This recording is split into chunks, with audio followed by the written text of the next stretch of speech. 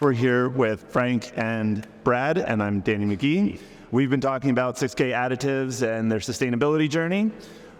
We talked about last time the decision to use a life cycle assessment to quantify some of the sustainability storylines that you already kind of knew were embedded within your products. Maybe this time you can go a little bit more into detail about the experience around the life cycle assessment and dealing with Brad and all the things that you guys had to do with in order to produce that, and how that has changed any of the decisions that you're making around design and other stuff around the business. Yeah, sure. So it was a way deeper dive than I would have ever expected. But it was a great experience, a learning experience, not only for me but for the rest of the team. But essentially, Brad comes in and very quickly becomes an absolute expert and master of what you're doing and why. Our system's so simple. I feel like it was microwave-based plasma is so simple. Plasma. He just kind of understood it inherently. He didn't even really need to show up.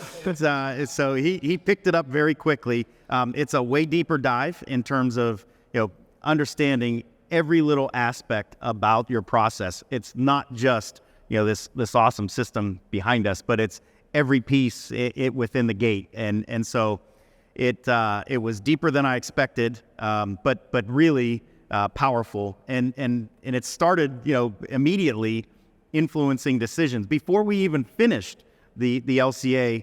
It was like you just things like packaging materials and really focusing on even these little things start to add up in a big way, and so. And how we start to couple processes together to simplify our overall process and our overall footprint. All of those things matter. And that's really like before we even completed the LCA, we were already rethinking, maybe we need to tweak this, do this.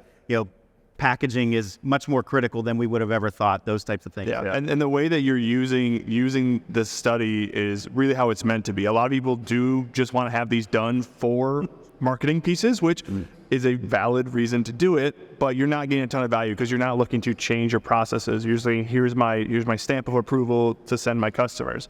But the fact that you're, one, using it for that, which is great, but then two, taking that and digesting it and turning it around to actionable changes, like trying to move certain processes into your control or changing your packaging, like actually chewing on it, digesting it, and turning it into something new and making design changes. Yeah. And I think requiring new companies are doing it, right? I mean, that was even a piece of it I think you spoke to a little bit yesterday. Yeah, so you can see, we just did an acquisition here recently, and it was all focused on feedstock creation, and we know we can do it much more efficiently than any of the other partners we were working with. So bringing that in-house and that control is meaningful. And I think the other thing to really consider is like this LCA is, for us, it's a living document. It is something that we are going to be forced to go back and revisit. We talked about it yesterday some. There's already changes that we've made to make our process more efficient. We want to quantify that, understand the impact, and then just continue to improve.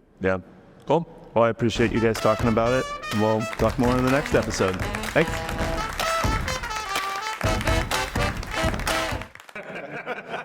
Can we get Mike down here? He was much easier to work with.